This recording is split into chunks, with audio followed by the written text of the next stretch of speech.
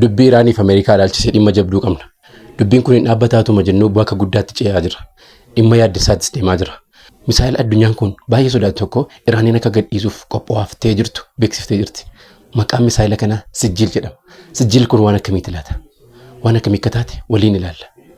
Garuu utuu waa'ee Sijjiil hin dubbatin baay'ee jabaadha waan ta'eef mana koo fooloo godhaa. Yeroo as deebinutti Sijjiil jechuun maqaa jahannamaa abidda qixaaxaaf qophaa'e keessaa isa tokkodha. Isa baay'ee jabaadhas.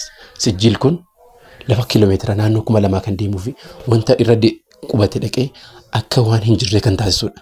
Deemsi isaas laawunchi gochuunis baay'ee kan hin ulfaannee fi wanta itti argame immoo raadaarii kamiinuu cabsee salphaatti kan balleessuu danda'udha.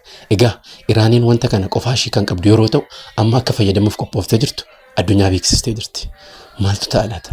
Dubbiin kun akkamitti tasgabbaa'uuf jira laata? Walumaan ilaalla. Odeeffannoo wayitaawaa akkasii argachuuf mana keenya fooloo godhaa. Annaas Raaruun.